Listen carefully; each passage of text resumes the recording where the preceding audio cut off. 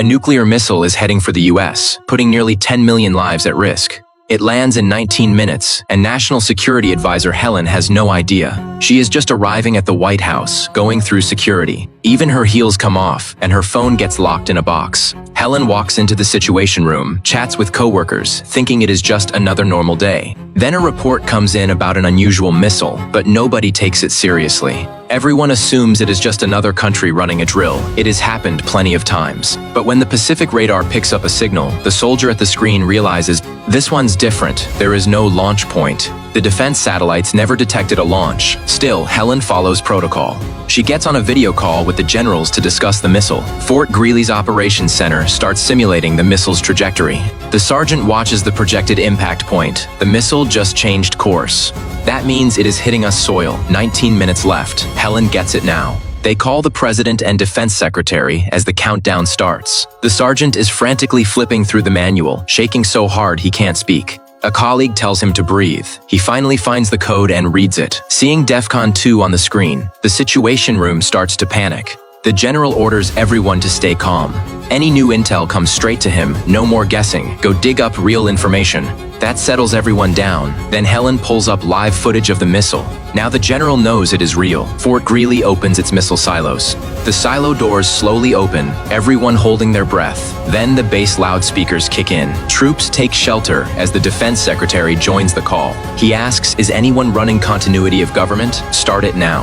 If anything goes wrong, evacuate key personnel immediately. They've also calculated where the missile will hit. The war room is pure chaos as Fort Greely's launch center preps missiles. The countdown ends, the sergeant hits the launch button, and the interceptors fire into the sky. Ground interceptors 2 and 4 go up first. 3 minutes, 17 seconds later, the EKV deploys. Now the continuity of government office joins the call. Their director asks Helen what is going on and why the joint evacuation was triggered. You can't bunker the House Speaker without a reason. Helen can't tell her the truth, so she just says the plan is live, follow it. Then she hangs up, and an agent rushes to the general. Per protocol, he must evacuate now, and Helen's on the list too. The general decides to stay, telling Helen to evacuate the others. Helen refuses, insisting she can handle everything here herself. Besides, protocol says the general should brief the president from the White House bunker. Meanwhile, Fort Greely's launch center has fired the EKVs. That is the exoatmospheric kill vehicle, built to kill the warhead in space.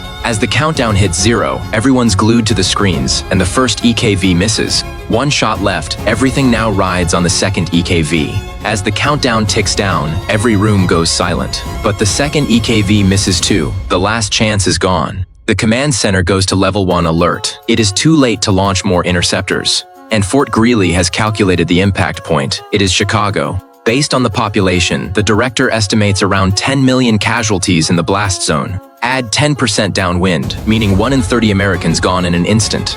Everyone freezes when they hear the massive casualty count. The soldiers at Fort Greely are crushed. They're the ones who failed to intercept. The commander can't hold back his fear and despair anymore. He opens the door and collapses to his knees. The whole command center goes dead silent. Some of them have family in Chicago.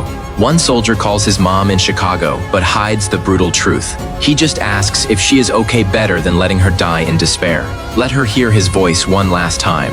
Meanwhile, Helen and her team debate whether to alert the entire country. But what can 10 minutes change? No car outruns a nuke. Then, someone pulls Helen aside. Turns out, she is on the emergency evacuation list too. She is ordered to the nearest bunker, since the nuke really is coming. The intercept failed, so Helen starts planning retaliation, telling her people to contact other countries, trying to find out who launched this nuke. The president gets rushed from a basketball game, and officials abruptly leave meetings. Clearly something huge is happening. The media scrambles for answers. Everyone's racing the clock. But it is not Helen's call. She waits on the president's decision. The president faces 2 questions. First, where exactly was this nuke launched from? Satellites caught nothing, so no answer there. Second question, why didn't the EKV interceptor take it down? Jake, who runs that program, has to answer. Jake joins the call by phone while running to the White House. But the signal out here is terrible. Jake keeps cutting out. Nobody can understand a word. He has only just reached the security checkpoint. He says the fix is contacting other countries immediately to explain what happened. If they don't explain, tensions this high could spiral into global nuclear war instantly. They have to talk to other countries. It is total chaos. Jake sprints into the White House, not realizing there is a live press conference. He barges right through the cameras and walks out untouched. Finding a quiet spot, Jake catches his breath and admits the intercept rate is only about 50%. The defense secretary can't believe the intercept success rate is basically a coin flip.